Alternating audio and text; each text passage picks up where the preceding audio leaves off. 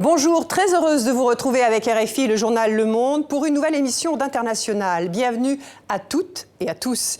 Depuis l'automne dernier, pas un jour sans que la place faite aux femmes, leur rôle, mais aussi les violences et harcèlements qu'elles subissent, ne fassent l'objet de tribunes, réactions dans les médias, mais aussi annonces et engagements des politiques. À 4 jours de la Journée internationale des femmes, nous avons choisi de recevoir Chiara Corazza. Elle dirige le Women's Forum, en quelque sorte le Davos des femmes, une instance qui, depuis près de 13 ans, tente de promouvoir parité et mixité dans le monde économique, et cela à l'échelle de la planète. Pour ouvrir cet entretien, je vous propose un extrait du film numéro 1, à l'affiche en octobre dernier. Cette fiction réalisée par Tony Marshall commence par une réunion du Women's Forum. C'est là que se joue le destin d'une femme qui va être sollicitée puis se battre pour décrocher le poste de présidente d'une entreprise du CAC 40. Emmanuel, c'est maintenant ou jamais. Vous avez l'œil du Premier ministre et votre parcours vous rend absolument légitime. Légitime pour prendre la tête d'Antea? Oui. Devenir la première femme PDG d'un groupe du CAC 40. Ne soyez pas surprise, la moitié des grands patrons n'ont pas votre CV ni votre réussite si vous croyez que ça les dérange. En revanche, ce qu'ils ont, c'est une solidarité masculine sans faille et des appuis politiques. C'est là qu'on intervient. Il faut aller vite. Le prochain conseil d'administration d'Antea est dans 4 mois. Non mais c'est demain. Et j'imagine que pour votre soutien, il y a une contrepartie. Faire avancer la cause des femmes à chaque fois que ça vous sera possible. Excusez-moi, mais honnêtement, je ne suis pas sûre de croire la solidarité féminine. On ne vous demande pas d'y croire, il ne s'agit pas de religion. Il s'agit de politique. Bonjour, Chiara Corazza. Bonjour. Alors, merci d'avoir accepté notre invitation. Ce film, vous l'avez vu, il raconte le parcours et le combat d'une femme pour accéder à la tête d'une très grande entreprise. Dans ce film, cette femme affronte des intrigues et des réseaux de pouvoir animés par des hommes. Est-ce que c'est fidèle à la réalité? Est-ce que c'est caricaturé? Ou est-ce que dans la vraie vie, comme on dit, c'est encore plus féroce? Moi, j'ai beaucoup aimé ce film. Il m'a beaucoup ému. Je trouve qu'ils sont justes. C'est des expériences vécues, c'est de l'analyse, c'est vraiment de quelque chose qu'on voit au quotidien, nous les femmes, qu'on expérimente. Et ce qui m'a beaucoup touchée, c'est que je crois qu'il a touché vraiment le nœud, l'un des enjeux les plus importants, c'est la solidarité. La solidarité entre femmes, quand elles jouent, quand elles marchent, elle arrive au résultat qu'on voit dans le film. Et j'ai beaucoup aimé que ce soit effectivement, que ça commence au Women's Forum et que ça se termine au Women's Forum. Parce que c'est vraiment le métier du Women's Forum, de promouvoir les femmes et de les aider à arriver là où elles le méritent. Mais sur le rôle des hommes qui vont tenter d'empêcher cette femme d'accéder au plus haut, est-ce que vous pensez que c'est proche de la réalité ou c'est caricaturé C'est certainement un peu caricaturé, mais il y a une chose qui est certaine, c'est que très souvent les hommes frappent là où ça fait plus mal. Et là où ça fait plus mal, c'est dans la vie familiale, dans l'entourage affectif. Et donc on voit bien que les peaux de banane n'ont pas été mises pour la carrière des unes et des autres au niveau professionnel, mais au niveau personnel. Et ça, malheureusement, c'est très vrai. Alors, avant de poursuivre cet entretien, je vous propose ce focus sur votre itinéraire. Il a été réalisé par Bastien Bory et Marco Mormil.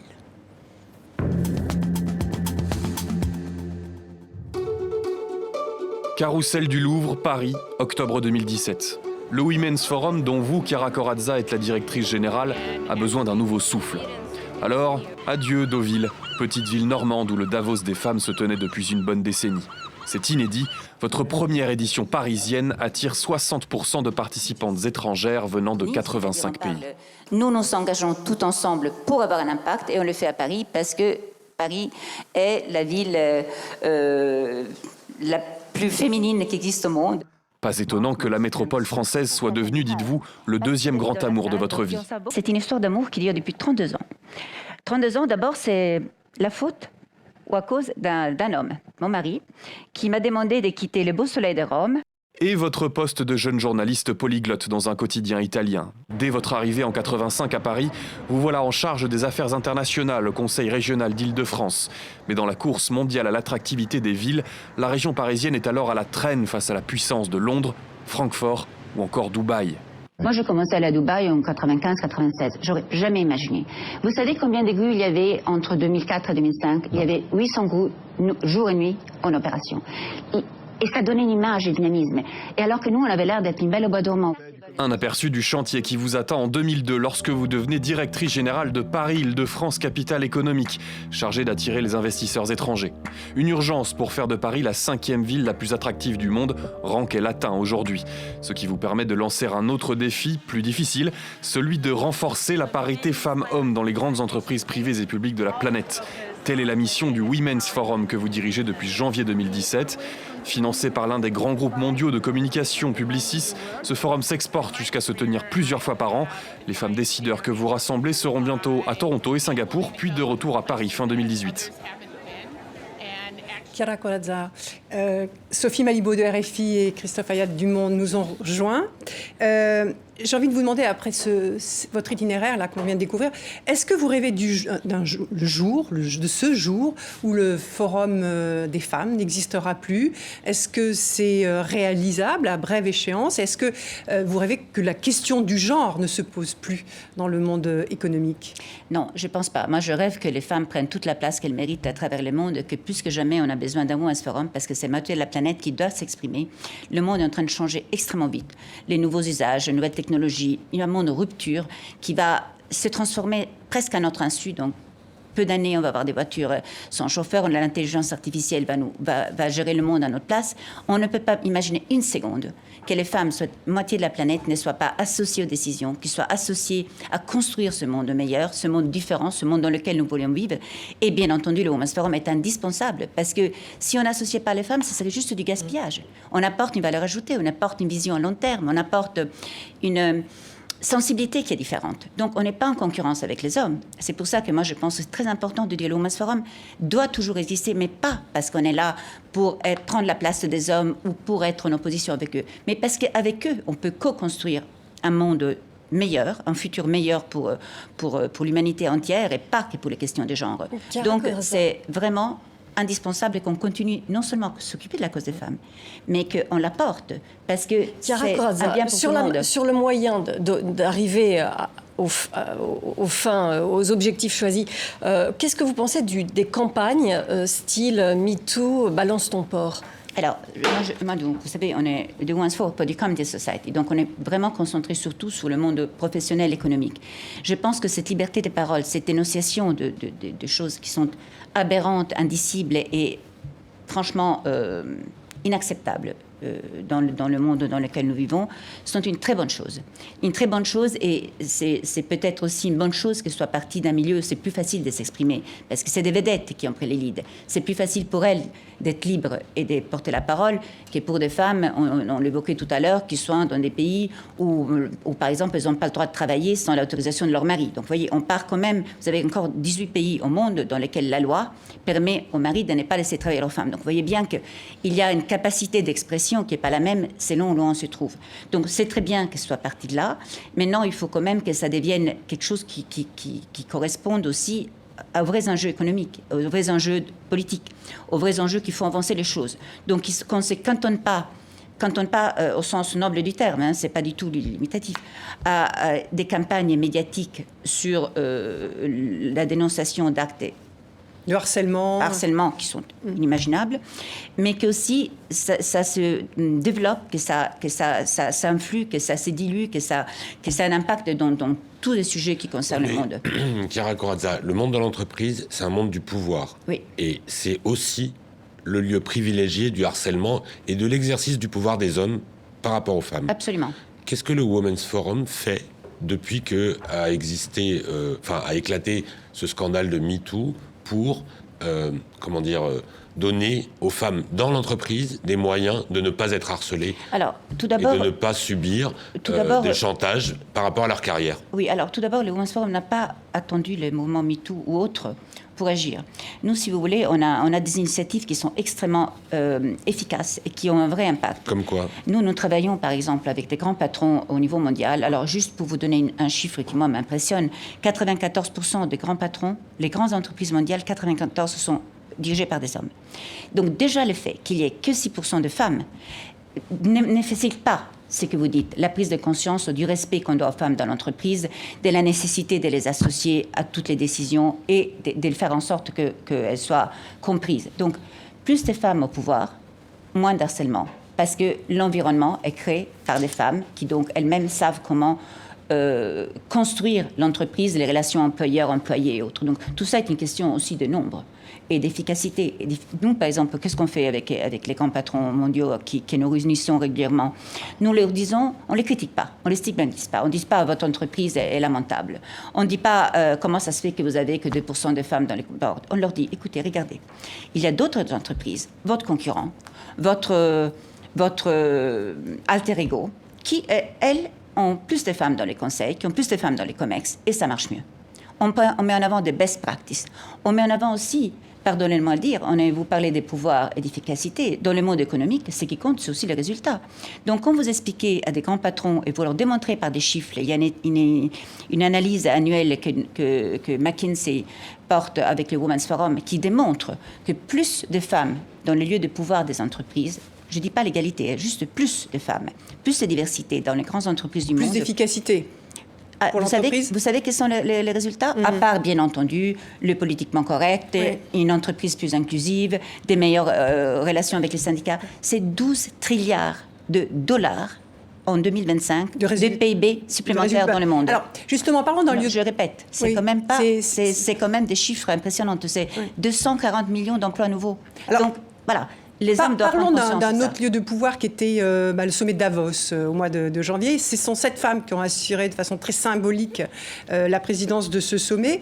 Mais quelle est l'efficacité d'un affichage aussi symbolique? Certains dénoncent un peu un opportunisme de façade, de poudre aux yeux. Écoutez, tout ce qui peut faire avancer les choses est positif. Moi, je constate juste que le fait que cette femme remarquable, dont plusieurs sont des amis du Women's Forum et s'expriment... Il y avait Christine Lagarde, souvent, la patronne Isabelle Cocher, plusieurs qui sont vraiment des amis du Women's Forum.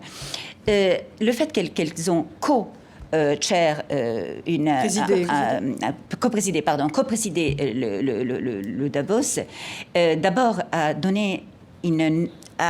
obligé les hommes à une prise de conscience. Ils se sont obligés à faire un concours qui avait les meilleures phrases. Moi, j'étais très, très sensible au fait que Jack Ma, patron d'Alibaba, qu'est-ce qu'il a dit? Il a dit tout simplement, si vous voulez une entreprise bienveillante, une entreprise efficace, une entreprise ouverte et généreuse, eh bien, vous avez qu'embauché des femmes. Bon, Chiara Corazza, est-ce que finalement... ça se fait aux hommes.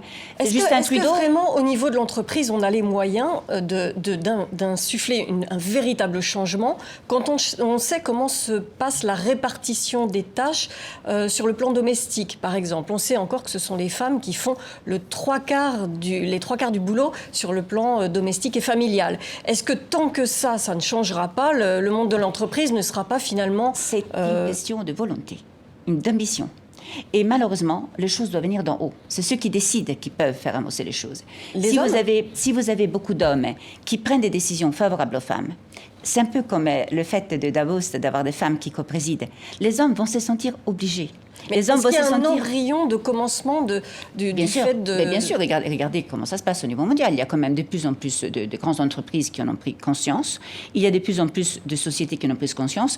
Je vous donne 2 exemples. Nous, on va en parler peut-être tout à l'heure. On va faire notre premier forum en 2018 au Canada pour une raison très simple. Le Canada, c'est les pays hôtes du G7.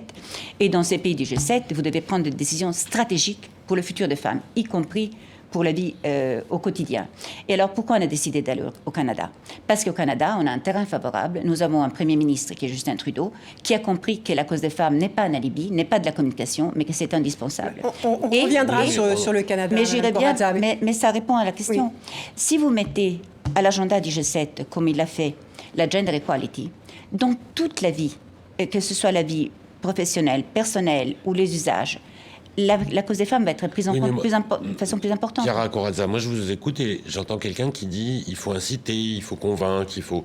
Ouais. Est-ce qu'il n'y a pas des mesures coercitives à prendre? Par exemple, attendez, je vous donne un exemple. Le congé maternité, c'est, on le sait, un frein dans la carrière, puisque généralement, lorsque la femme revient, elle retrouve le même poste, ou plutôt moins, et en plus, elle n'a pas progressé. Est-ce qu'il faut rendre obligatoire le congé... Et souvent, elle n'a pas envie. Est-ce qu'il faut il faut rendre obligatoire le congé paternité? Écoutez, moi, Parce que c'est bien de vouloir convaincre les PDG, etc., mais de temps en temps, il faut prendre des mesures législatives. Vous avez 1000 fois raison, et c'est ce que j'étais en train de dire. Vous devez accélérer les choses. Et pour accélérer les choses, il est nécessaire d'imposer des règles. Justement, j'étais en train de vous dire dire pourquoi le G7 est important. Parce qu'il y a des règles que vous pouvez imposer qu'au niveau du gouvernement. Quand vous avez des gouvernements qui donnent l'exemple, qui ont moitié du gouvernement, comme en France, où vous avez des femmes qui ont un vrai rôle régalien, ils ont un vrai pouvoir, vous avez un ministre de la Défense, un ministre du Travail, un ministre de la Culture, un ministre de la Justice, qui sont des femmes. Pareil au Japon, au Canada, ça donne des exemples au Japon, ça donne des exemples à l'Italie en pleines élections, ça donne des exemples à l'Allemagne. Donc, le congé parlementaire, c'est forcément des lois qui viennent du gouvernement. Ça ne peut pas être les entreprises toutes seules qui décident. Non, mais est-ce que le Women's Forum fait pression pour ça? Alors, nous faisons pression sur tout ce qui peut être utile. Si vous voulez, j'insiste, c'est très important de voir où ça marche, où ça n'a pas marché. Quelles sont les best practices? Et on ne peut pas imposer les mêmes choses dans tous les pays. En Suède, ma sœur est élue en Suède au Parlement européen, elle habite en Suède depuis 1999. C'est une société qui est prête à avoir le congé parental. Les hommes sont ravis de prendre un an de congé pour s'occuper de leurs enfants. Vous avez d'autres pays où ce n'est pas possible. La France, par exemple. La France peut très bien avoir un congé parental. Alors, absolument. Non, mais obligatoire, parce que sinon, il est optionnel, mais si vous ne le rendez pas obligatoire, les hommes ne le prennent pas. Je pense que tout ça, ça dépend de la maturité sur le terrain. On ne peut pas imposer des choses impossibles. Sinon, ce n'est pas productif. Prenons un cas très particulier, par exemple celui d'Isabelle Kocher, qui est la directrice générale d'Engie. C'est un groupe qui est coté au CAC 40. On l'attendait au poste de présidente. Et au moment où elle est nommée, on voit que le poste de président et le poste de directrice générale est dissocié. Est-ce qu'il y a un vrai problème de misogynie dans les grandes entreprises françaises? Écoutez, moi je constate quelque chose. D'abord, j'aime beaucoup Isabelle Kocher à titre personnel. Je trouve que c'est vraiment quelqu'un qui fait énormément de choses, qui a beaucoup de courage. Là, je parle à titre personnel. Oui, mais elle n'a pas eu ce poste de PDG alors qu'on l'attendait. Je vais vous répondre. Elle a beaucoup de courage. Elle s'attaque à une transformation extrêmement indispensable. Donc, elle est en train de transformer un des premiers groupes mondiaux en énergie en tenant compte de ces enjeux qui sont nouveaux. Elle le fait avec beaucoup de courage. C'est un modèle pour énormément de femmes. Beaucoup de femmes qui se disent, est-ce que je vais prendre un métier d'ingénieur ou pas? Et se disent, tiens, je peux y arriver. Une femme PDG. Une femme PDG au CAC 40. D'accord, mais laissez-moi finir. Oui, pardon. Elle est déjà la patronne d'Engie.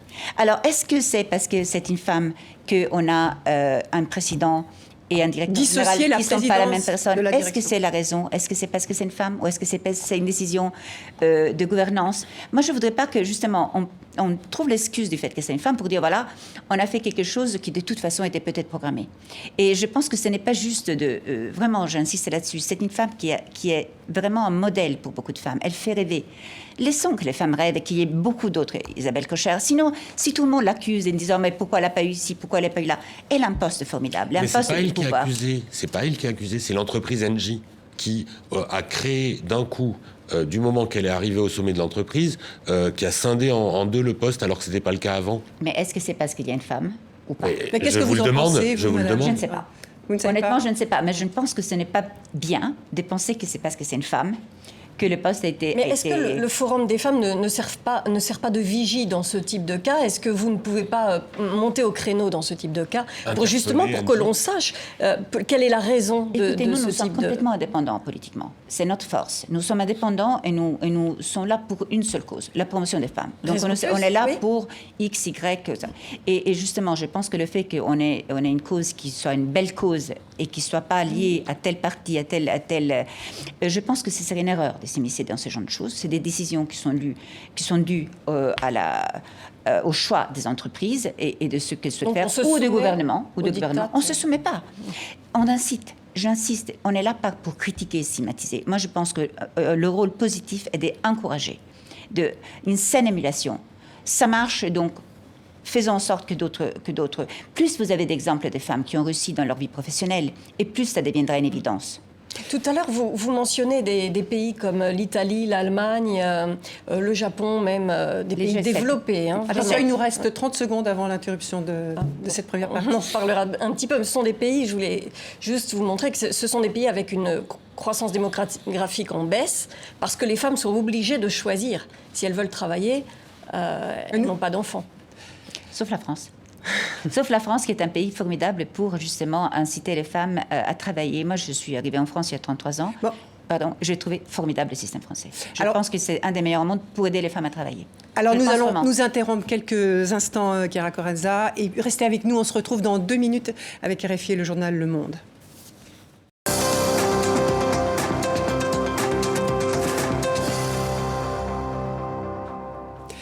Chiara Corazza, je rappelle donc que vous êtes directrice du Women's Forum et merci d'avoir accepté notre invitation de répondre à nos questions. Il y a 48 heures se tenait la 43e nuit des Césars, cérémonie des Césars qui récompensait les meilleurs professionnels du cinéma. Donc les participants, on leur avait demandé d'aborder un petit ruban blanc qui est le symbole de la lutte contre les violences que vous abordez puisque vous étiez à cette cérémonie.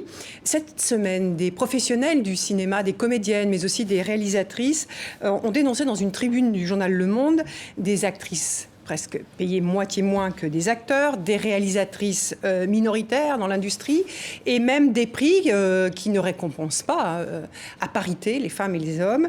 Elles demandent l'instauration de quotas dans le financement du cinéma. Est-ce que vous êtes d'accord avec cette politique des quotas dans le cinéma ou ailleurs ? Moi, d'abord, je trouvais très bien le fait qu'effectivement, on dénonce que aussi dans le domaine du cinéma, il y ait cette inégalité absolument insupportable. Et l'idée d'arriver à 50-50 depuis 2020 me paraît une très, très, très bonne idée. Moi, je suis pour. Regardez, il y a... Vous êtes pour les quotas ? Je suis pour les quotas dans le cinéma parce que je trouve injuste qu'il y ait une seule réalisatrice, Tony Marshall d'ailleurs, qui est l'auteur de Number One. Qui a été récompensée. Qui a été récompensée, l'unique en 42 ans de César. Ce n'est pas possible. Et ce n'est pas possible qu'il y ait une différence de salaire aussi importante, qui n'est pas que dans le monde du cinéma. Hein. Mais alors les quotas, vous voulez alors, dans le cinéma ou dans toute l'industrie ou dans le monde économique? Je pense que je me répète de ce que j'ai dit tout à l'heure. Je pense qu'il faut voir où et comment. C'est-à-dire que des quotas dans les pays du G7, je pense que c'est vraiment indispensable. Par exemple, je pense que la France est devenue un modèle. On était presque 50e au monde en termes d'égalité. Grâce aux quotas, on a maintenant 40% de femmes. Et je pense qu'il faut le dire et le souligner. On est devenu un exemple dans les boards.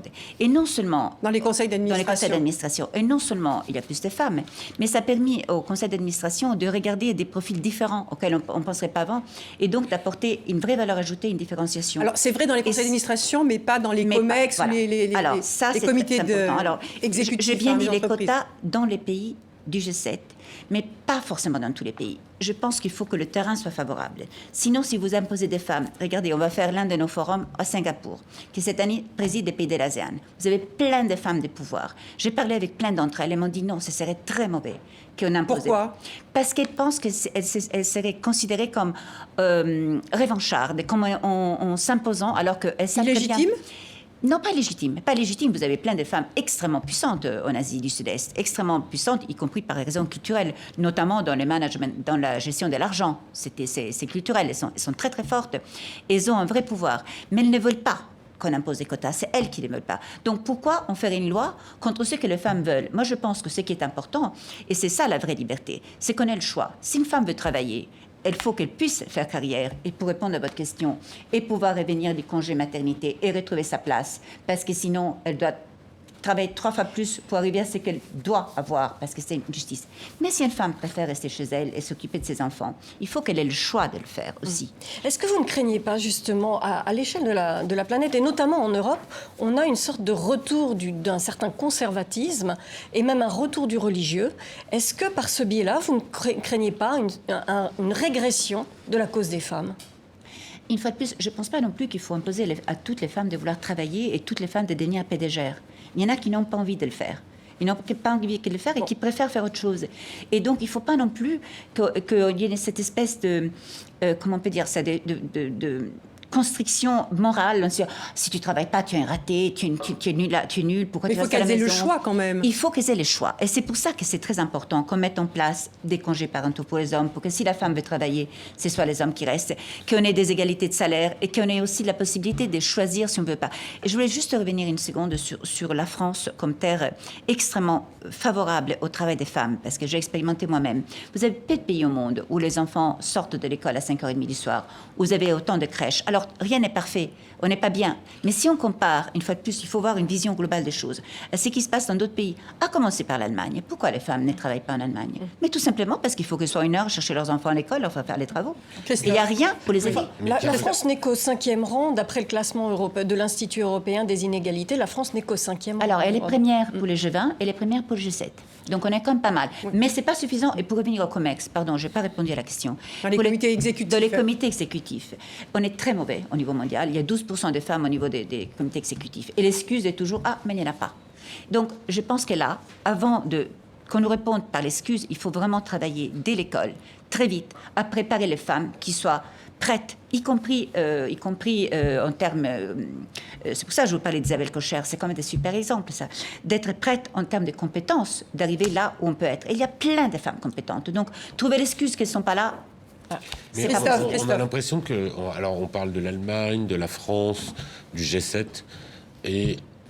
en fait, on est un peu entre soi, quoi. Est-ce que il n'y a pas des exemples à chercher dans d'autres pays, dans d'autres civilisations? Je pense au Vietnam, au Bénin, où il y a les fameuses Mama Benz. Au Vietnam, où si vous allez sur un marché, vous ne trouvez 90% de femmes et seulement 10% d'hommes, dont on pourrait s'inspirer un peu plus. Absolument. Et ça, c'est vraiment le rôle du Women's Forum. Nous allons dénicher, mettre en valeur, donner la lumière, donner de la visibilité à des femmes extraordinaires dans le monde politique et dans le monde économique. Les pays du Sud où la cause des femmes est très avancée économiquement. Je vous donne un exemple. Hier, en Côte d'Ivoire, où il y a une première dame qui est très active, on crée le premier syndicat au monde de femmes.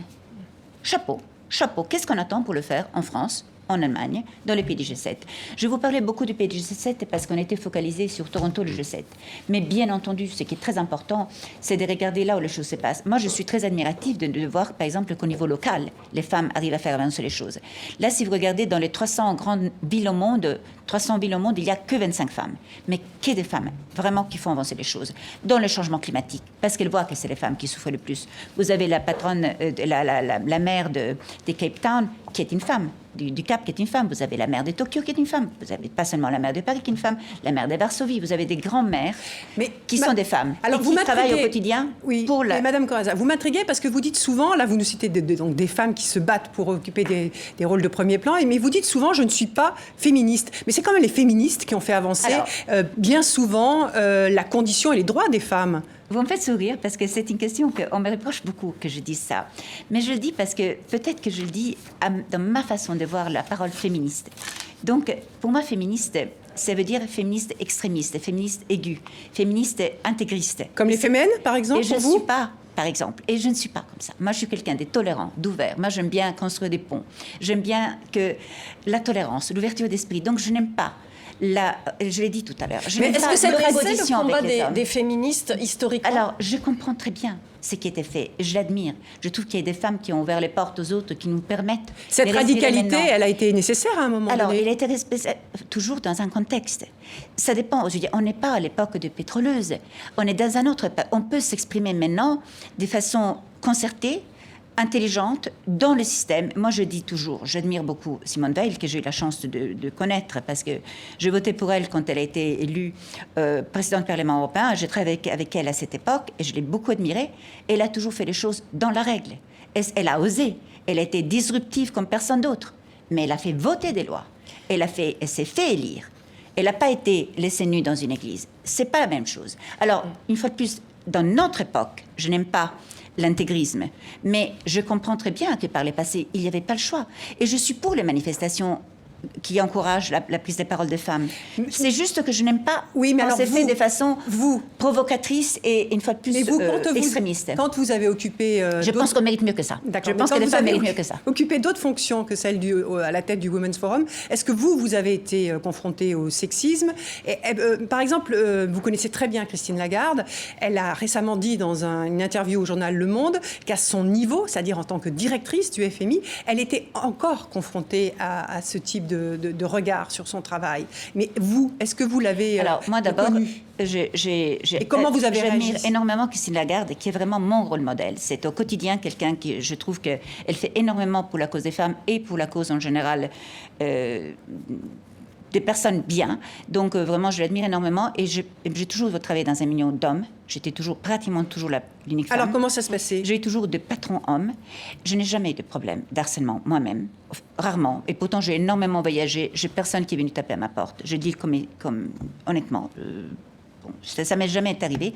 Par contre, il m'est arrivé de voir, de constater des situations inadmissibles que j'ai vues. Que vous avez subies ? Et surtout d'injustices qui vont au-delà... Non, pas moi. Non, mais pas d'harcèlement, mais de discrimination. D'injustice, de comment justement les femmes... Moi, je fais beaucoup d'aide au développement quand j'étais à la région. Je suis allée beaucoup à Madagascar, au Mali, à Mauritanie. C'était les femmes quand même qui subissaient les pires injustices. Je ne parle pas d'harcèlement sexuel. Je dis juste de qui est-ce qui faisait 20 km par jour avec son poids sur la tête pour aller chercher de l'eau. C'était des femmes.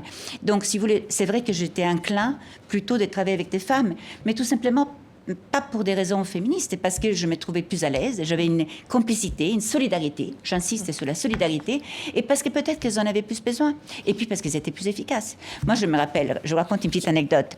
À Madagascar, on faisait du microcrédit, et je choisissais toujours des femmes. Un jour, il y a une femme qui arrive et me dit « Est-ce que vous pouvez me financer votre four à bananes ?» Je dis, madame, les bananes, ça pousse partout ici. Franchement, four à bananes, c'est pas un business model. Ça marchera jamais. Mais si, parce que moi, je les cueille quand elles sont vertes et ça me coûte rien du tout, parce que personne n'en veut. Je les mets sous mon four à bananes et après, elles mûrissent. Je dis, essayons. Mais elle était tellement convaincue de son projet. Eh bien, ça marchait hyper bien. À la fin du mois, elle restituait tout l'argent, rubis sous l'ongle. Et elle a fait des petits. Il y a eu plein de fours à bananes qui ont poussé dans Tananarive. Mais parce qu'elle était convaincue et parce qu'elle était digne de confiance. Il y a quelque chose qui est très difficile à lutter contre, ce sont les stéréotypes. Et notamment, le secteur de la communication, de la publicité, est un véritable vecteur d'enfoncement des clichés, des stéréotypes. Vous êtes financé, le Forum des femmes, le Women's Forum, financé par Publicis. Il y a même 2 ans, en 2016, le numéro 1 de Saatchi & Saatchi, donc faisant partie du directoire de Publicis, a dû être suspendu parce qu'il estimait que le débat sur la parité était quelque chose de dépassé, que les femmes, finalement, n'avaient pas d'ambition verticale, que ce qu'elles voulaient, c'était le bonheur. Donc, est-ce que ce secteur-là a fait son aggiornamento ? Est-ce que, enfin, on n'a pas vraiment l'impression, à regarder les spots publicitaires, l'image de la femme reste vraiment toujours dans les mêmes stéréotypes. Écoutez, moi, ça fait maintenant 1 an que je suis rentrée dans le groupe Publicis et j'ai le bonheur de travailler au quotidien avec Anne-Gabrielle Albronner, qui est au COMEX et qui représente au COMEX, donc au directoire de Publicis, et qui est notamment chargée de la politique d'éthique, de diversité, de social responsible, comme on dit en bon français. Et c'est elle qui est notre correspondante, notre représentante au Women's Forum. Et c'est un bonheur de voir comme cette femme est engagée au quotidien pour la cause des femmes à tous les niveaux. Donc, vous voyez, je pense que mais si les groupes... responsables, on parle de 11% des femmes qui donnent des postes à responsabilité dans ce secteur. Ça change, ça change. Là aussi, ça doit changer. Vous savez, on est dans la moyenne, et 12% au niveau mondial. On est malheureusement dans la moyenne, c'est-à-dire qu'ils ne font pas pire que dans d'autres métiers. Sophie, vous parlez des clichés de la publicité. Publicis vit de la publicité. Et c'est vrai que si vous ouvrez un magazine, vous regardez une télévision ou une affiche, la femme est un objet. C'est tout à fait exact. Alors, est-ce que vous agissez au sein de Publicis pour faire changer ça ? Alors, nous, personnellement, on n'agit pas au sens de Publicis, mais on est toujours là. Nous, on est là pour avoir de l'influence. Pas et alors, pourquoi vous n'avez pas Publicis. d'influence sur les campagnes publicitaires ? Mais vous en savez rien. Vous allez on les voit beaucoup. On les voit, les campagnes publicitaires. Oui, mais je pense que voilà, tout ça est une question aussi de temps et moyens. Nous, si vous voulez, le Women's Forum vient de passer à une phase d'action. C'était un magnifique instrument de réflexion, de diagnostic, d'événementiel qui mettait en lumière justement des belles personnes, des belles femmes. C'est en train de devenir oui, c'est ce que vous voulez, un spectateur engagé. Vous voulez passer à l'action. Donc laissez-nous le temps. Donc moi je suis là depuis moins d'1 an. On va exactement faire ce que vous dites. On va accélérer les choses et on va avoir un impact. On va avoir d'influence. Par exemple sur la publicité, qu'est-ce que vous vouliez faire ? On passait d'un moment où on dénonçait des choses, à un moment, on va agir. Mais il faut nous laisser sur le temps. La publicité, qu'est-ce et d'ailleurs, que vous on a besoin aimeriez de vous, les médias, parce que plus on peut porter en avant ce qu'on souhaite faire, mais tout simplement que la femme ne soit pas considérée un objet, et que bien sûr, ça doit être, si c'est utilisé comme un objet, c'est parce que la femme fait rêver, mais il faut qu'elle fasse rêver aussi en tant que décideuse, femme d'influence, femme de pouvoir, femme ou à égalité, les choses. En tout cas à égalité avec les hommes. Avant de poursuivre cet entretien, je vous propose d'écouter, si vous voulez bien, Chiara Corazza, le Premier ministre canadien, Justin Trudeau. Il évoquait les mouvements de femmes, MeToo, Time Up et le droit des femmes. C'était en janvier dernier. Me too. Time's up. Time's up. The Women's March. La marche des femmes. Ces mouvements nous indiquent que nous devons avoir une discussion cruciale sur les droits des femmes, l'égalité et les rapports de pouvoir entre hommes et femmes. Pas seulement parce que c'est la bonne chose à faire ou la chose gentille à faire, mais plutôt parce que c'est la chose intelligente à faire. Les études nous montrent que les organisations avec des femmes au conseil d'administration et dans des positions de pouvoir obtiennent de meilleures performances.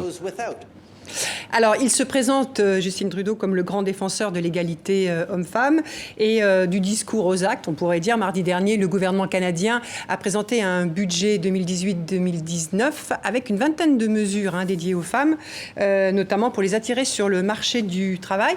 Est-ce que, comment votre regard sur ces mesures? Est-ce que c'est un engagement pour les femmes ou, en fin de compte, c'est juste une habile communication qui permet, en ce moment, au Canada, d'aller chercher un vivier de main-d'œuvre parce qu'il y a un vieillissement de la population et qu'il y a une pénurie de main-d'œuvre au Canada? En travaillant avec le cabinet de Justin Trudeau pour préparer le G7, d'ailleurs, si on a choisi de faire un G7 Woman au Canada, c'est parce que le Canada est très engagé pour la cause des femmes. Et il sera le président du G7. Et il sera la présidence du G7. J'insiste, il y a le gender equality est à l'agenda du G7. Ça ne s'est jamais fait. L'égalité des genres. Et nous, on va exprès, juste 3 semaines avant, au Canada, sur tous les thèmes qui sont à l'ordre du jour du G7, y compris l'égalité des salaires et l'égalité des genres en général, pour être là. Et justement, je pense qu'il ne fait pas semblant. Il ne fait pas semblant parce que c'est courageux de prendre, de prendre des mesures spécifiques pour aider les femmes entrepreneurs. Mais elles ne sont pas chiffrées, Madame Corazza, ces mesures. Si, on a des chiffres. On a l'impression que l'effort budgétaire, financier, n'y est pas. Il y a un effort quand même assez conséquent. Je les ai en dollars canadiens, mais je pense qu'on est comme sous l'ordre d'1,5 milliard de dollars canadiens pour aider les femmes à se lancer dans la vie entrepreneuriale. Il y a une somme à peu près équivalente pour aider les femmes à s'internationaliser, à exporter. Vous êtes en général pour la budgétarisation quand c'est efficace, moi je suis pour là où ça fait avancer les choses. Donc quand vous avez des budgets spécifiques pour que les femmes puissent être entrepreneuses, si vous avez des budgets spécifiques pour que les femmes puissent être plus facilement ingénieurs et donc être derrière les algorithmes qui créent après l'intelligence artificielle, c'est un peu ce qui se passe pour que ce soit pas des clones, pour que ce soit pas des clones du monde des hommes, ce qui se passe en Suède et ailleurs, je suis bien entendu pour une législation ferme et extrêmement, comment on peut dire ça, appliquée de l'égalité des salaires. Parce qu'il n'est pas normal qu'à études égales et à compétences égales, on soit payé 23% de moins dans le monde. Donc ça, c'est vraiment des luttes importantes. Et ça peut se faire que dans des décisions prises par les chefs de gouvernement. Et pardon, je vous dis quelque chose. Je suis aussi très fière que le pays d'adoption dans lequel je ne suis pas française, je ne vote pas en France, mais que le pays d'adoption vous êtes italienne, où je suis, le président de la République ait décidé que la grande cause de son quinquennat n'est pas la croissance, n'est pas la création d'emplois, mais c'est l'égalité femmes-hommes. Et j'étais très fière d'être, au moment où il a lancé... Le 25 novembre dernier, à l'occasion de la Journée internationale. C'était un grand moment. Moi, j'étais très fière d'être en France et de l'avoir dit de cette façon aussi. Je ne pense pas que ce soit la communication. Je pense que c'était vraiment une volonté de faire avancer les choses. Madame Corazza, vous êtes pour l'accession, on est tous pour l'accession des femmes au pouvoir. Est-ce qu'elles exercent ce pouvoir différemment? Oui, absolument. Vous disiez votre admiration pour Christine Lagarde. Est-ce que le FMI de Christine Lagarde, c'est un autre FMI? Pour moi, c'est le même FMI que depuis 45 ans. Il y a un regard différent. Alors moi, je suis convaincue qu'il y a un regard, mais est-ce qu'il y a une politique différente? Alors, vous avez forcément des objectifs chiffrés. Quand vous avez une femme à la tête d'une grande entreprise, elle doit tout de même faire des résultats. Pareil, c'est pas... Donc, vous avez des actions qui sont incontournables, donc les résultats. Mais par contre, vous avez une façon de leadership qui peut être différente. Vous avez un leadership avec peut-être plus de sensibilité, plus d'humanité. Comment est-ce qu'on peut parler à la fois d'égalité et de distinction? Parce que nous sommes différentes. Il faut qu'on ait les mêmes droits, mais nous sommes différentes. Les individus sont tous différents les uns des autres. Et c'est pour ça que moi je parle de valeurs ajoutées. Quand une femme prend un rôle, elle a une valeur ajoutée, tout simplement parce qu'elle est différente. Moi, je suis dans des conseils d'administration. Je suis sûre que j'apporte une façon de voir différente. Pas meilleure, pas forcément meilleure, pas plus compétente, pas plus intelligente, mais différente. Et cette différence fait la richesse. Et ça, c'est à tout niveau politique. Est-ce qu'une femme chef de politique au monde, présidente de la République, est meilleure ou pire? Est-ce que Mme Merkel, par exemple, fait autre chose que ce qu'on attend d'un chancelier allemand, homme ou femme? je ne sais pas Madame Merkel, mais par exemple, moi j'ai 3 femmes avec lesquelles nous travaillons beaucoup au Women's Forum qui sont présidentes de la République, la présidente de l'île Maurice, la présidente de Malte et la présidente de l'Estonie. Elles ont un leadership au féminin. Mais est-ce que ce type de qu'est-ce que c'est perception... le leadership au féminin? C'est une écoute, une empathie, une façon peut-être de s'intéresser plus à l'autre, et puis une vision Mais est-ce que c'est pas long terme. cet argument même qui justifie ensuite que les femmes, on les retrouve dans avec des portefeuilles sociaux ou environnementaux, ou une forme de mais finalement discrimination, pas forcément régaliens? Parce que, pas forcément régalien, mais ça change là aussi. Parce que justement, peut-être qu'on n'a pas trouvé les femmes, ou les femmes ne sont pas présentées là où elles peuvent très bien aussi apporter des composantes dans la finance, dans la stratégie, dans l'innovation, etc. Donc c'est toujours une question de bypasser les stéréotypes et aussi de la confiance qu'ont les femmes en elles pour dire « je suis capable de devenir la PDG d'un grand groupe mondial dans l'énergie ». Chiara Corazza, dans un autre domaine concernant les femmes, cette semaine, une actrice américaine, Evan Rachel Wood, a livré ce témoignage poignant devant le Congrès américain pour défendre l'application d'une loi qui défend les victimes du viol. Une loi qui a été votée sous Barack Obama, appliquée seulement dans 9 États sur 50. On écoute. J'ai subi des violences domestiques, des abus toxiques, mentalement et physiquement, des abus sexuels qui ont commencé doucement puis se sont intensifiés, incluant des menaces de mort, des brûlures au gaz, le lavage de cerveau, se réveiller à côté de l'homme qui prétendait m'aimer en violant ce qu'il croyait être mon corps inconscient. À cause de ces abus, quand j'ai été poussée sur le plancher dans un entrepôt fermé à clé par un autre agresseur, après des heures dans un bar, mon corps savait instinctivement quoi faire, disparaître, devenir engourdi, le faire partir. 7 ans après mes viols, au pluriel, j'ai été diagnostiquée en état de stress post-traumatique sur le long terme et j'ai vécu tout ce temps avec, sans savoir où j'en étais. J'ai lutté contre l'automutilation en allant jusqu'à 2 tentatives de suicide qui m'ont fait séjourner dans un hôpital psychiatrique pour une courte durée. Ce fut un tournant dans ma vie quand j'ai commencé à chercher de l'aide pour gérer mon traumatisme et mon stress. Chiara Corazza, votre réaction à ce témoignage? Bouleversée. Très bouleversée, bien entendu, et c'est inadmissible.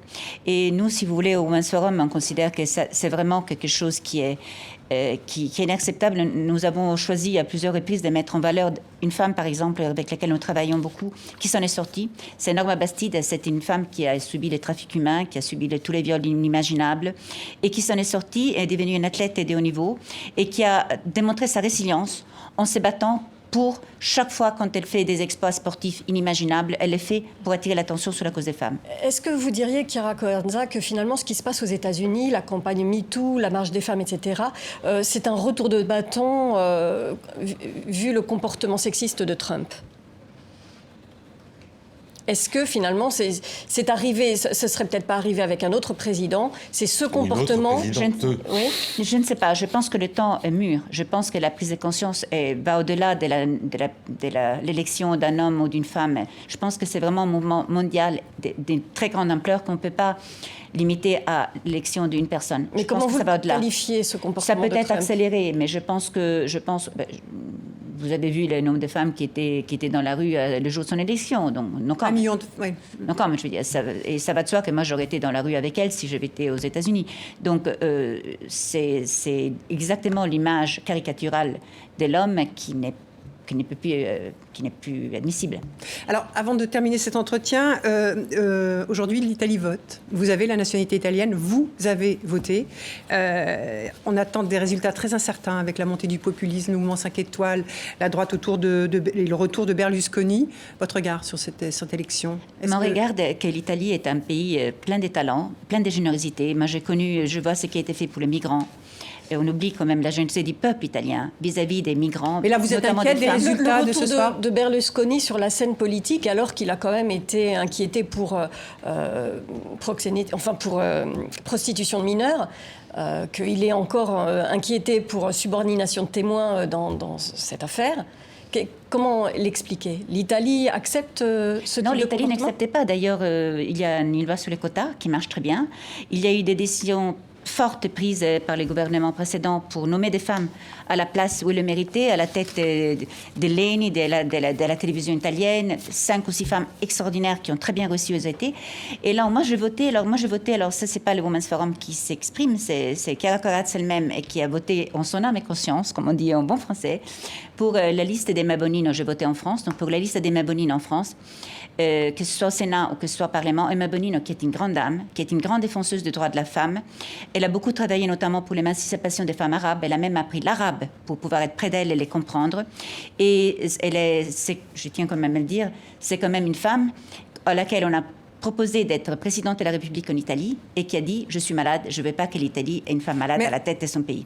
Alors, c'est sur cet hommage à Emma Bonino que nous terminons cet entretien. Merci, Chiara Corazza, d'avoir accepté notre invitation, répondu aux questions de Christophe et Sophie. Merci à vous tous pour votre fidélité, d'avoir suivi cette émission. On se retrouve la semaine prochaine.